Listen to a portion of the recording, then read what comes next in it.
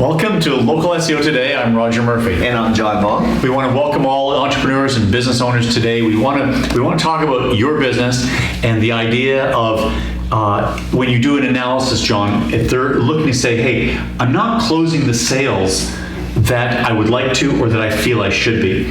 There's many reasons, but let's talk about maybe the top 6 today. Yeah, so, if you're frustrated and you're not getting the sales or generating enough revenue for your business, here are some of the things that you can really focus and tone down on and really help you generate more sales. So the first thing is there's no call to action. What do we mean by call to action? Right? So again, print format, you're in a newspaper ad. What's the purpose of putting an ad in there in the first place? Right. Is it just putting your information there? What is the trigger? Is there an action that has to be done? Like, is there time sensitive offer, a coupon code? Is there something to visit and get something complimentary? There has to be something in it for the customers. Exactly. How about on the website, which is the place that majority of people search today when they're looking for goods and services? On the homepage, and they call it above the fold, John, which means the visual, the first thing you see without having to scroll anywhere, above the fold, is there a call to action there? You would not believe how many times you cannot find a phone number there, or an address there, or an email address. If you don't make it easy for people to reach out to you, they struggle and they just move on. They go somewhere else. And it's very similar to the printed format. On your website, what's in it for that customer? Sure. Is it time sensitive, right? What is in it for them? Is it complimentary something? Or is it a monthly offer that you have, right? Exactly. Something has to be in it for the customers to take action. Yes. And of course, every industry, your industry, if it's an emergency style industry where you're serving people that have had some sort of situation that they need dealt with in a hurry, your call to action will be different than maybe someone who's considering a purchase to say, hey, we're offering a financing till the end of the month, or we're offering a special, value added proposition with whatever product or service you're offering.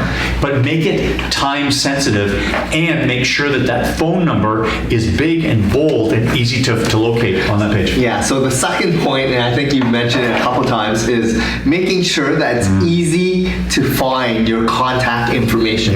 So in a printed format, in a radio or whatever it may be, in your website, make sure your telephone number is very easy to read.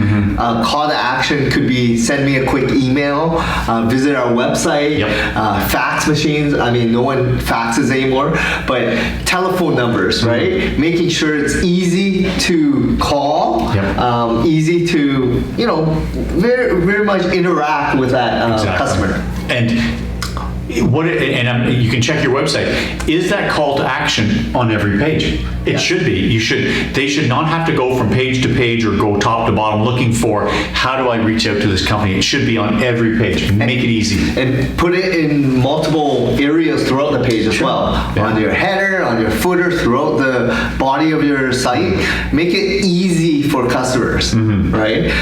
So that you never know what people are gonna, how they navigate your website. Yeah, exactly. Now the next one, John, we talk about it's about your target market or your target market. Is it defined properly? You may not be closing or getting sales because you're not mentioning what communities you're serving possibly.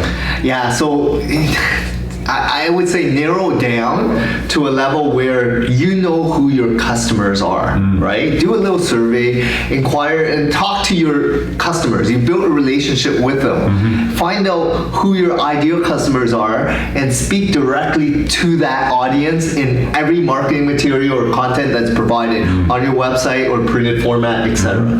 Right? The more focus you have on your business, the better sales outcome will come out of it. And many times, to that point, John, when someone is searching on Google, there's something that's referred to as a long tail search. And all that means is they're putting a longer phrase, very specific phrase of what they're looking for. That is, if you're targeting your market and you've got that content in your website, Google picks that up, and that gives you a better chance to appear on the search result for that long-term, long-tail search query that someone's putting in. Yeah, and the more of those answers you're able to fulfill from that user with long tail, the better conversion rate you're going to get. Because if someone spent that time and went and was very specific on what they're looking for, and you popped up and they clicked on your website, that user intent is very high. Very high, yeah. Right? So therefore the conversion rate is very high as well, versus a broad term like, the main keyword plus the city.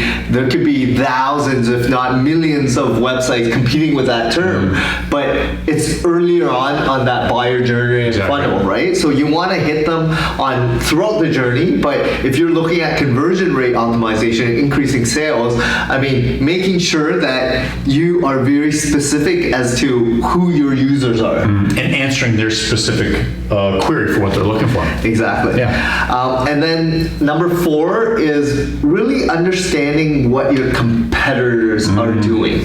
True. Right? Because, to know, how they price, what markets they are in, what services and products they offer, understand your competitors, knowing their trends as well. How is their sales? Exactly. Because, again, it could be seasonal. It could be just whole industry, right? And if it's a product or service, John, that is competitively priced, meaning that everyone's sort of, your competitors, what are they selling it for? If number one, if you're selling for more than they are, that's putting you at a disadvantage. But there is a solution to that. So knowing what your competition, paying attention to what they're offering, then what you're going to do is you're going to look at your value proposition. If it's this product, whatever this is, this service, what if you add more value to that pricing so that the consumer says, oh, but if I buy it from you, I get this and this included, or more value for their dollar. People always respond, and you'll sell more if you sell on value. Yeah, the more you give, the more people, they feel like you're giving way more value, right? Exactly. So if there's an opportunity for you to provide that extra boost, because people are going to comparison shop. No matter what, they're gonna narrow it down to 3 to 5 competitors, right? And they're gonna call around, they're gonna price it, but you have to compare yourself with apples to apples, exactly. Right? So, and my tip and trick of the day, because I got a few tips and tricks I like to get across, but when someone calls looking for, and you get those phone calls, how much for your XYZ? Never give a price right away. You answer a question with a question. If it's this XYZ, oh, you're wondering about the XYZ? That is one of our most popular products. You won't believe how it has changed the lives of whatever it is. You let people know that great for you looking for this because it's amazing. You never talk about price. Then you talk about what you offer with it. So it might be installation, full training, service, extended, whatever it is, but you never just give a price back. So that'll help you generate more sales by giving more value. Yeah, the more you give, the more likelihood that you can connect with someone. Exactly. Because they feel like they're getting a benefit, right? They're getting more for what they're supposed to be paid, exactly. Right? So then they become sticky as well. The 5th point that we do want to touch upon is how is your funnel in terms of getting that sales, right? So again, this is speaking along the journey of the buyer, right? So how are you attracting people to in that sales funnel? That's right. Now, depending on your industry, and as I was talking to someone yesterday, John, who's an emergency plate glass repair company. There's a very specific relationship. I've been broken into, my plate glass is broken on my storefront, I need to repair it. That is the journey. It's mapped out very straightforward. Very, very, there it is. Go to your coffee shop. You've entered a relationship. I want my coffee. I want my bagel. The relationship is done. But what about all the businesses where people are going to consider a few different businesses? they need to learn along the way. So map out this funnel. Yeah, and I'm gonna give an example, like a real estate agent. It's a long-term relationship build journey, right? And you're wanting to trust someone throughout the biggest purchase of your life, typically, right? So what do you want to know? You want to work with someone with experience that you can connect with, that you trust, because you're gonna provide a lot of information to them, a lot of confidential information that you might not share with your even relatives, right, or family members. So this relationship, the education process, the journey, just to build, going out to figure out what you're looking for. That may take months and months to build and build, but end of the day, it's what why you're building it. That's right. So in your business, if you are real estate, you of course want to educate them along the way, educate them on financing, what's available to them, what are the better neighborhoods in this particular city, where the schools are, the school districts. There's so many factors. That's just real estate. But your industry, no matter what it is, whether it's car sales, heating, air conditioning, whether it's services and plumbing, carpet, furniture, every business there's a journey from someone who's somewhat interested in starting their journey, John, to when they're ready to make that buy. Yeah, that was a good one. Yeah. So number 6, and this is the last point that we want to talk about, making sure your website is responsive and friendly, right? Because if it's not, you're losing out on a huge opportunity. And you don't mean like on the face on the website, it's just big smiley face. That's not friendly, right? User friendly. What is user friendly? So a responsive website, user friendly, is easy to navigate and responding to different devices. So let it be a desktop, tablet, laptop, or a smartphone.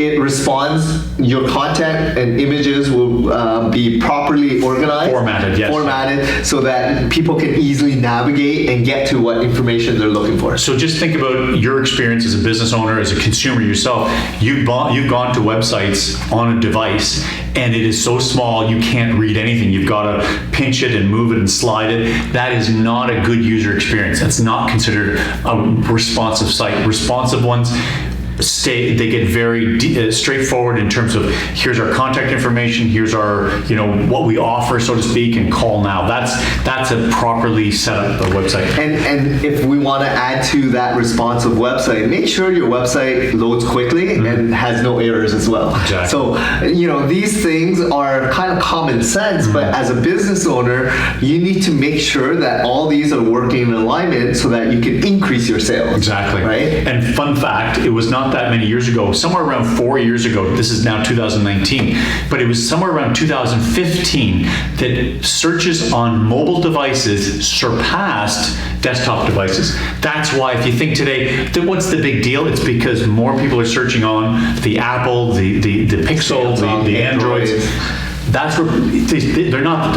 It's not that they're not using their desktops, but the phone is critically important. Yeah, and it's becoming more accessible, right? So affordability, speed, it's just technology has increased so quickly. Exactly.